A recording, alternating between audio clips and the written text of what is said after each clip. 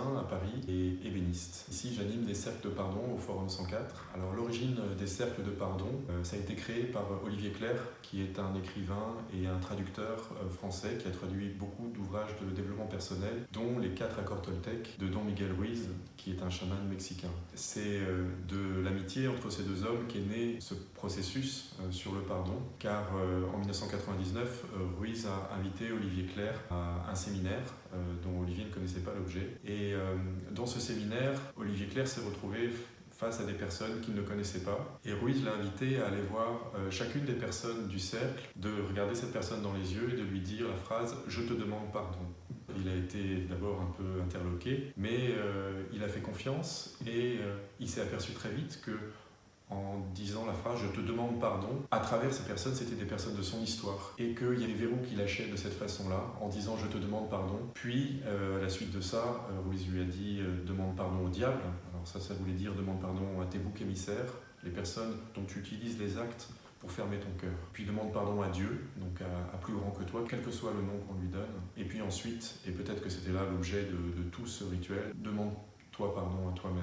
À la suite de ça, Ruiz lui a dit ce processus, il est à toi, tu en fais ce que tu veux. Et puis Olivier Clerc a créé un processus sur un week-end qui s'appelle le don du pardon. Et en réduisant de plus en plus ce processus à une taille qui permette à beaucoup de gens de l'expérimenter sans avoir à parler de leur histoire personnelle. Et ça, c'est très important, parce que ce n'est pas de la thérapie. Il a créé les cercles de pardon. Donc je vais vous présenter 3 clés qui sont les 3 clés de ce travail.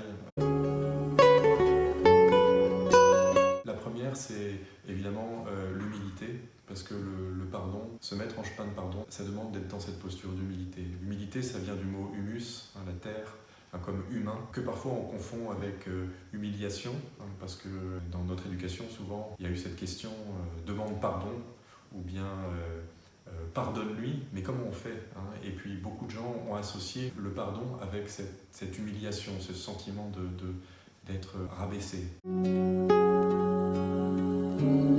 La seconde, c'est d'avoir la conscience qu'on fait ce travail pour soi. On pense souvent que la personne qui nous a blessés a le pouvoir de venir nous délivrer de la situation dans laquelle elle nous a mis. Si l'autre me demande pardon, alors je vais pouvoir aller mieux.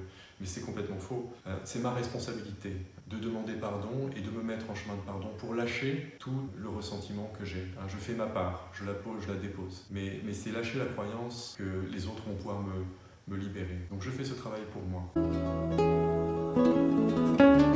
La troisième clé, ça relie à quelque chose de transpersonnel, c'est-à-dire sentir et prendre conscience que nous sommes tous reliés. Et dans les cercles de pardon, je propose plutôt 2 exercices qui nous font ressentir cette reliance que nous avons entre tous. En demandant pardon à la personne que j'ai en face de moi et que je ne connais pas, peut-être que je vais demander pardon à tout un ensemble de gens. Un homme qui va demander pardon à une femme qu'il ne connaît pas, peut-être que la femme va recevoir ce pardon comme le pardon de tous les hommes qui l'ont peut-être maltraité. Il peut y avoir toutes sortes d'histoires et de ressentiments gardés. Nous sommes un et nous travaillons comme un seul, à travers le regard des autres.